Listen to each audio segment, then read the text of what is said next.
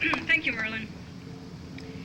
This is a statement that I'm going to read out. It's an official statement that was issued by the Canadian Taxpayers Federation by Mr. Kevin Godet, who is the head of the Ontario branch of that federation. Today is a day when we should all be at home with family celebrating Thanksgiving. Instead, sadly enough, you are here making an important point about freedom. Freedom of expression, freedom of speech, freedom of association, and freedom not to live in fear in your own homes and your own city.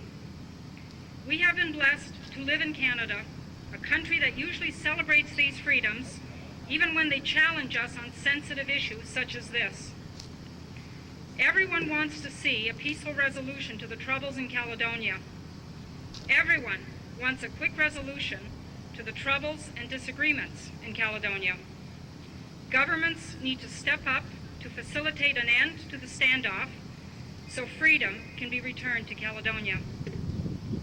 The Canadian Taxpayers Federation is a national, not-for-profit organization with 68,000 supporters. Our mandate is to fight for lower taxes, less waste, and greater accountability in government. The standoff has cost taxpayers over $50 million, and government has not been accountable for the tremendous hardships all have faced. People like the Gualtieris and the Browns, injured OPP officers, and so many others can attest to that.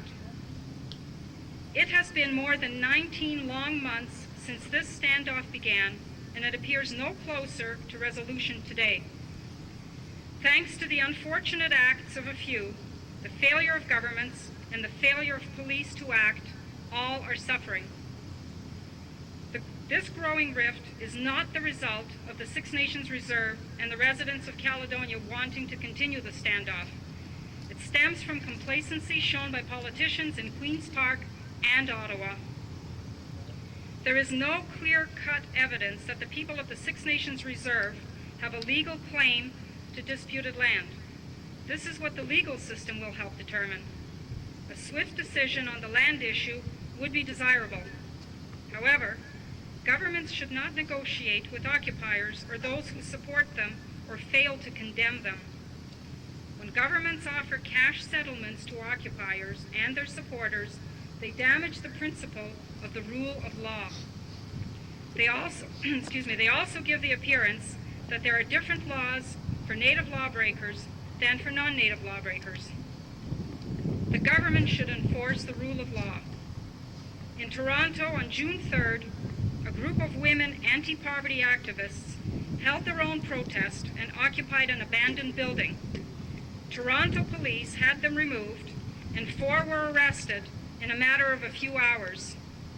This double standard should not be allowed. Lawbreakers should be charged, and the amount of the settlement offer from the government should be reduced by the amount it has cost taxpayers during this standoff. It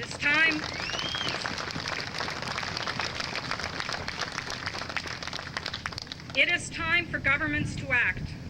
We are at the end of the provincial election, a time when promises are flying left and right. Instead of promises, we need to see action to end this standoff and quickly and fairly settle the land claims. Thank you for your time. Kevin Godet, Ontario Director, Canadian Taxpayers Federation.